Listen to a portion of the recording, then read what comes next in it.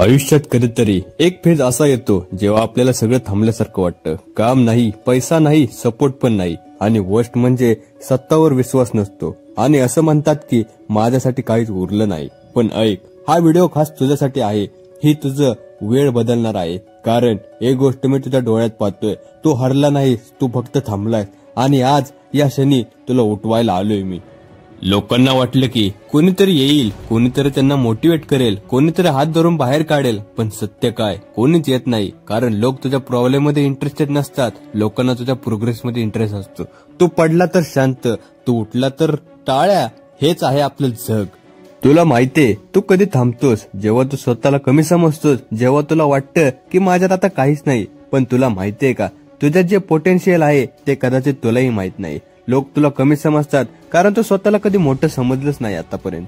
एके दिवशी एक मुलगा माझ्याकडे आला. भाऊ, मला काही जमत नाही, मी पराभूत झालो. मी त्याला एकच विचारलं, तू स्वतःला कधी संधी दिली आहेस का? तो शांतपणे म्हणाला, कारण आपल्यापैकी बहुतांश लोक स्वतःला अजिबात संधी देत नाही. आपण एखादी चूक केली की आपण स्वतःला संपवतो. मी युजलेस आहे, मी वेस्ट आहे, मी नाही करू शकत. पण खरा गेम तेव्हा बदलतो जेव्हा तू स्वतःला म्हणतो मी बदलणार आणि आता थांबणार नाही. तू पहिलं तक्रारी थांबव. जीवनात दोन प्रकारचे लोक असतात. एक तक्रार करतात आणि दुसरी म्हणजे ते काम करतात.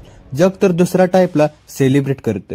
फेल्युअर म्हणजे कथा संपली नाही, कथा सुरू झाली. प्रत्येक मोठ्या माणसाला फेल्युअर असतेच, अडचणी असतात. डिफरन्स फक्त इतकंच आहे, तो पुन्हा उठतो आणि पुन्हा कामाला लागतो.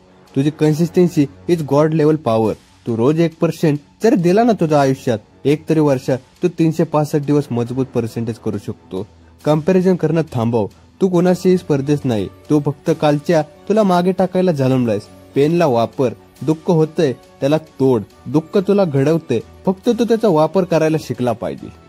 एक वेळ तू खूप काही सोचलंय, पण कदाचित तू आतून ओरडतोय. कदाचित कुणी तुला समजलं नाही. पण आज मी तुला सांगायला आलोय, तू जे सहन केलंयस ना त्याला एक दिवस परिणाम होईल. कोणी पाहिलं नसेल, कोणी अप्रिशिएट केलं नसेल, पण देवाने पाहिलंय. तुझ्या मेहनतीचा प्रत्येक घामाचा थेंब त्याने पाहिलाय आणि योग्य वेळी तो तुला रिवॉर्ड देणारच. थोडं बस, शांत हो आणि माझा आवाज ऐक. तुझं आयुष्य कोणी बदलणार नाही. तुझ्यासाठी कोणी लढणार नाही. तुझ्यासाठी कोणी उठणार नाही. कारण ही लढाई तुझी आहे. आज तू एक प्रॉमिस कर, मी स्वतःला वाचवणार, मी लढणार, मी उठणार, मी थांबणार नाही. आणि हे लक्षात ठेव, तुझं फेल्युअर अजून लिहिलेलं नाही.